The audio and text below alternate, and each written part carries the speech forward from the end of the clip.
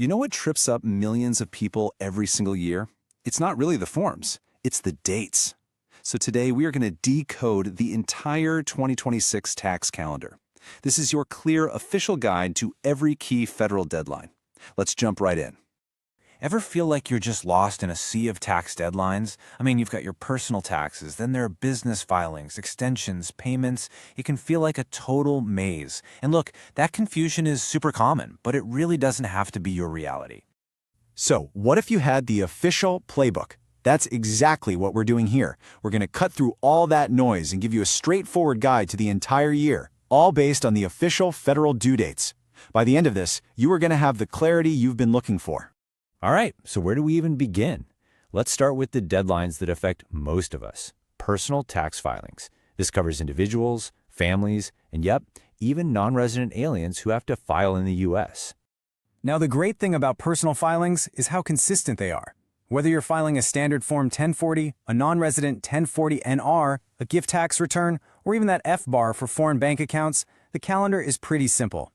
April 15th is your D-Day, and if you need more time, October 15th is your extension date.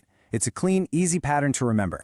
Okay, but what happens if you find a mistake on a return you already filed? This is a crucial one. For an amended return, or Form 1040X, there's a special timing rule. You have to file it by whichever of these two dates is later, 3 years from the original due date or 2 years from the day you actually paid the tax. This is your window for fixing those past errors. Okay, let's switch gears and dive into the business world. This is where deadlines start to get a little tricky, and it all boils down to how your business is structured. Let's make this crystal clear. Here it is, the great divide in business taxes. On one side, you have S corporations and partnerships. On the other, you've got C corporations. The main difference? S corps and partnerships file a whole month earlier, on March 15th, with an extension to September 15th. C corps line up with personal taxes. They file on April 15th, with an October 15th extension. So let's burn this date into your memory, March 15th. If you're an S Corp or a partnership, this is your day. And you might be asking, why so early? Well, because these are pass-through entities. Their profits and losses get passed directly to the owner's personal tax returns. This earlier deadline makes sure all those owners get the info they need to file their own taxes on time in April. Makes sense, right? And on the other side of that divide, we have the C corporations. Their deadline is that familiar date we all know, April 15th. See, C corps are their own separate tax-paying entities. Their finances don't pass through in the same way, so there's no need for them to file early on behalf of their owners. Now, beyond individuals and typical businesses, there are a few specialized returns with their own unique calendars. So let's take a quick look at estates, trusts, and tax-exempt organizations, or nonprofits. And here's where things get a little different. The estate tax return has a really unique deadline. It's due 9 months after the date of death.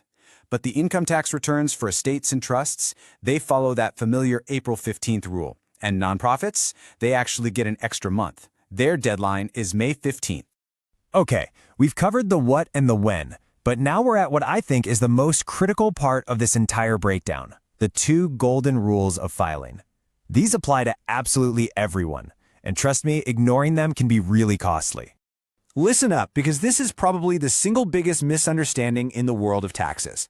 An extension gives you more time to file your paperwork, not to pay what you owe. It saves you from that big, scary failure to file penalty, but your tax payment is still due on the original deadline. If you miss that payment deadline, you're going to face interest and failure to pay penalties.